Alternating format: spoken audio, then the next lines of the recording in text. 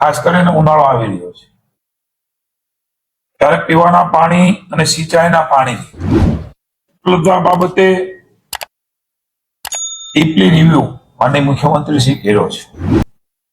ઉનાળાને ધ્યાનમાં રાખીને મુખ્ય જળાશયોની હાલની સ્થિતિમાં પૂરતા પ્રમાણમાં પાણીનો જથ્થો એ ઉપલબ્ધ છે કે કેમ એનો રિવ્યુ કરો। પણ આનંદની વાત છે કે પૂરતા પ્રમાણમાં જથ્થો એ ઉપલબ્ધ છે।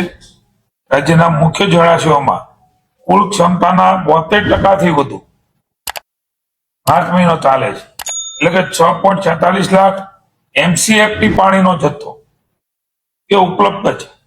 રાજ્યની જનતાને સરકાર વતી જણાવતા આનંદ થાય છે કે ઉનાળામાં તકલીફ ન પડે એટલા માટે ઈશ્વરે પણ મહેરબાની કરી છે ને સરકારે પણ વ્યવસ્થાઓ એ પૂરી કરી છે। ગત વર્ષની સરખામણીમાં 4.15% વધુ જથ્થો એ હાલમાં ઉપલબ્ધ છે।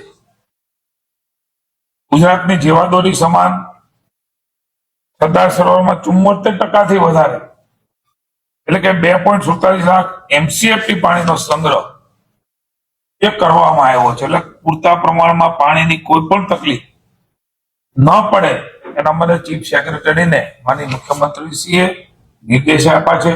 પાણી વિતરણ વ્યવસ્થાઓમાં તકલીફ ન થાય કારણ કે ડિમાન્ડ વધવાની છે ઉનાળામાં, તો એને પહોંચી વળવા માટેની પણ વ્યવસ્થાઓ આગોતરી થાય, સિંચાઈ માટેની થાય, ખેડૂતોને મુશ્કેલી ન પડે એનો પણ નિર્ણય આજની બેઠકમાં લીધો છે। માનનીય ભૂપેન્દ્રભાઈએ ખાસ ચીફ સેક્રેટરી અને સૌ સચિવોને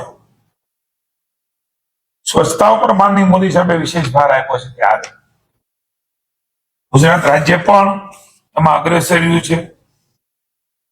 પબ્લિક અને સરકારી કચેરીઓ હોય કે પબ્લિકની અવર જવર હોય એવા જે સ્થળો છે એ સ્થળોમાં પૂરતા પ્રમાણમાં ટોયલેટમાં સેનિટેશનની વ્યવસ્થા, એની પાણીની વ્યવસ્થાઓ, એની રિપેરિંગની વ્યવસ્થાઓ એ જોઈને